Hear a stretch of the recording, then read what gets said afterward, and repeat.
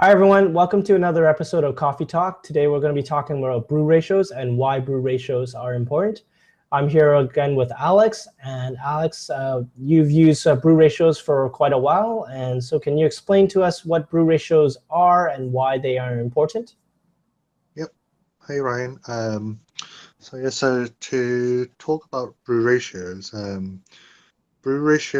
basically talks about the relationship between how much dry coffee is used in comparison to how much coffee um, is extracted. So in other words, how much is in the cup. Um, so this is done by the use of scales. So as what we spoke about in our previous episode. Um, so basically the brew ratio is the relationship between how much dry coffee you have used and how much how much the coffee weighs in the end. Um, so let's say for example if we are talking in an espresso context. Um, if I used if I used 18 grams of dry coffee and I extracted out 36 grams, then we would be talking on the brew ratio of 1 to 2. So um, that basically just means that I have taken 18 grams and I have yielded 50%. That's right. Um, Yeah. So that is the brew ratio. So it's how much coffee you have used and how much you yield from it. Yeah. So why is this important, though? It's important because like I think it brings us to another question of if we want to brew by volume compared to brewing by weight or mass. So brew ratio encourages to brew by weight because if we just brew by volume, we are talking under very loose terms here, and because each bean is different, each coffee bean that you use would potentially produce a different volume, because every bean. Since every bean is different, each bean has different densities, and the bean formulation may be different.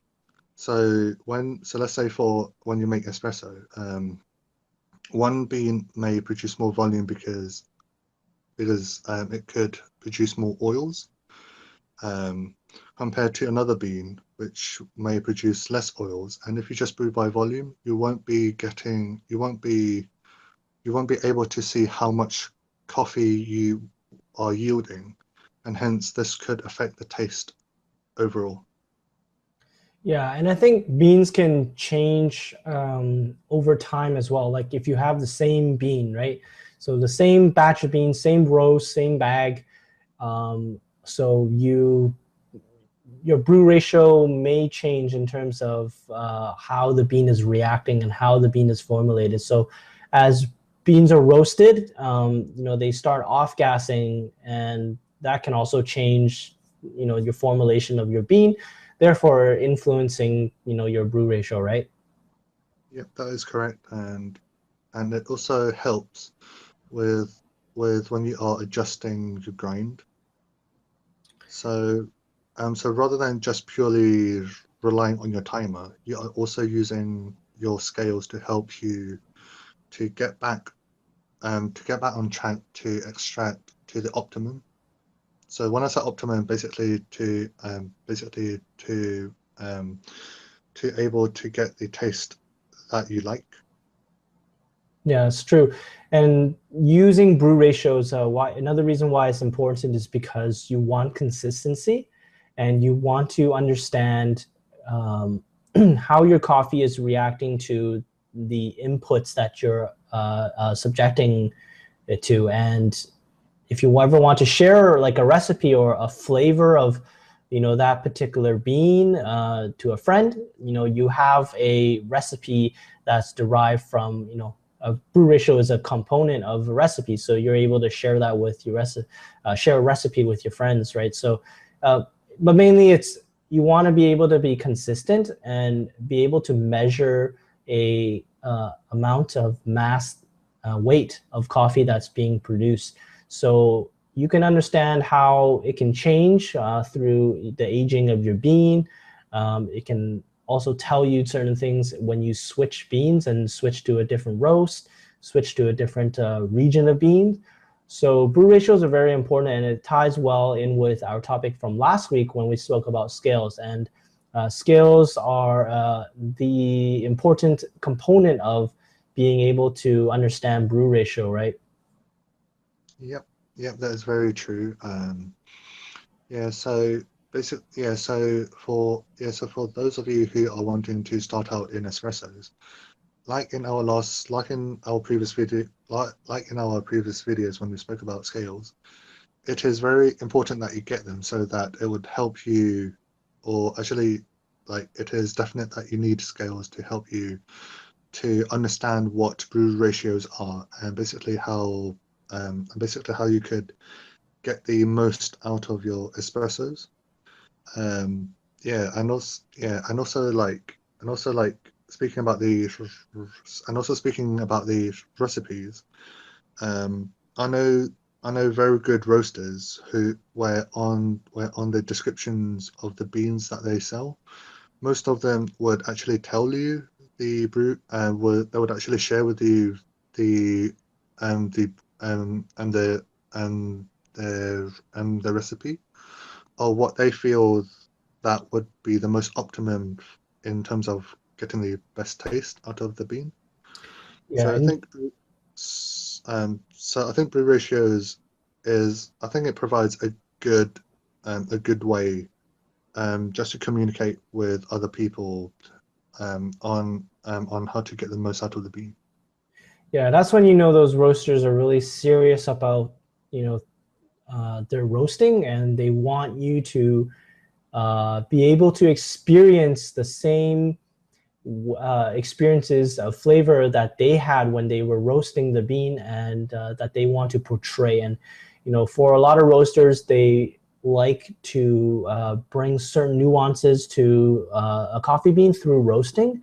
And if you don't use the same brew ratio, then it's very difficult for you to replicate what the roaster wants the consumer to experience in terms of flavor, right? Yep. And talking further about using the recipe from the roaster, you could start like that. What the roaster would have given you is basically a would be a starting point. Um, and and if you want to try and if you want to try making things like ristrettos or even lungos, you could go and experiment and see what suits your taste better. So so let's say if you want a smaller yet intenser espresso shot, you could try having a smaller yield. So in other words, you will still stick to the same input. So let's say for argument's sake, 18 grams, then you could try to extract 30 grams, which is basically just under one to which is just about one to about 1.6 or 1.5. Yeah, and So that's yes, a general guideline, right? So it all comes down to how you want to bring out the flavor of the particular bean. And yeah, you can manipulate it by changing up the way that you change your brew ratio. And of course, it's all personal preference at the end. So Alex, like, what is your current brew ratio that you use, and you know do you determine a new brew ratio every time when you switch beans? so for me, um, I generally have a I generally have a go-to brew ratio. Um, so so so to speak about my inputs and my outputs, I generally dose about 15.5 and I try to yield about 26. So that sort of yields just about 1 to 1.34 on the top of my head. Yeah. So this is my general go-to brew ratio. Um, but I would often but I would often sort of yeah, but I would often like tweak it a bit more um whenever I change beans. Yeah. So you would determine you would tweak your brew ratio based on the new bean, and then you would play around with how you have 1 to 1.5, 1 to 2, 1 to 1.8. So it takes you some time to understand which brew ratio you like the most, right? Yep. Yeah. So it's yeah, so it's just all yeah, so it's just all about experimenting. Yeah, but the general guideline is basically like don't so don't do things blindly. Um, have a general brew ratio to start with. So let's say 1 to so a brew ratio of 1 to 2, and then either work your way downwards or even upwards as you wish. Yeah. For myself, like I mean, we're speaking pretty much strictly about brewing espresso, with these brew ratios right now. But for myself, with an AeroPress, I try my best, but I find it a little difficult to measure because just purely because the way that you make the coffee through an AeroPress, you're pushing a plunger straight through the whole thing, and um, my scale is one of those more affordable ones, and they're not that robustly built. So I'm afraid that if I'm pushing down on the scale too hard, I'm going to break something. So I mean, I know my inputs. I know how much coffee I'm putting into the AeroPress. I know how much water, and of course all the other variables. However, I don't actually measure out, okay, I've put this much coffee into the cup, and then I put it back on the scale. I think that's maybe one thing I can do, but I can't push down onto the AeroPress over the scale to quickly measure how much weight I'm producing. Therefore, I do the same procedure every time I extract from the AeroPress. However, the output in terms of grams can change probably a little drastically because it depends on how hard you push, how fast you push sometimes, and it's not as consistent. So, I mean, how important is that, do you think? I mean, I still enjoy my coffee. Like I can't really tell too much of a difference from time to time, given that I use the same amount of water, same amount of coffee, and whatnot. But do you feel that not being able to measure out from an AeroPress is that important? I think most important to say is don't dictate and I don't dictate the way you drink coffee by numbers. It should be your taste buds who should dictate, because let's say if you got something really spot on, but somehow you feel that it doesn't taste right, if that makes any sense. But rather if you but rather if you but rather if you sort of shift your focus on the taste, on to actually see, does this cup of coffee that I have just brewed, is it nice? So I think so. Yes, root ratios are very important, but also what even more important is your taste buds.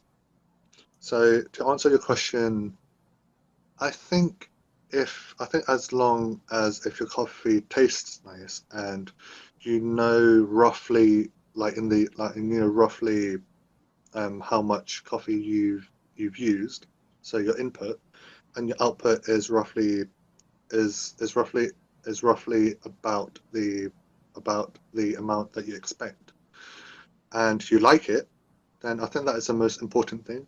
So I think for an AeroPress, I don't think it would be as strict as compared to espresso or even other filter methods. Yeah, I think you said it right. It's I think the primary question when enjoying and experiencing coffee is how does it taste? Not, oh, what was your brew ratio? Oh, it's 2 grams too much out of this recipe. Therefore, it's no good. It's not. That's not the point. Is like you said, it's not about measurements in terms of numbers. It's really the flavor experience that you can encounter. And the first question should be like, how does it taste, right? Not, oh, you pulled the shot for too long, 3 seconds too long out of this recipe, therefore it can't, there's no way that it can taste good, right? Yeah, so I think brew ratios is basically just a good guideline to help you to achieve the taste that you want. But ultimately, yeah, it's basically it's how your taste buds should dictate. If you like the cup of coffee, fine enough. Yeah, and then fair enough. That's great. So for everyone, we're interested to understand what your brew ratio is and the type of brew method that you use. So leave it in the comments below if you have a brew recipe that you follow, and let us know what brew ratio that you're using. Alex, do you have any other comments? Just enjoy. Don't focus too much on the numbers, but focus on the flavors of the coffee. Awesome. Well, thanks everyone for watching. Please don't forget to comment, leave a like, and also subscribe to us for weekly videos. Thanks, Alex. Thanks, Ryan.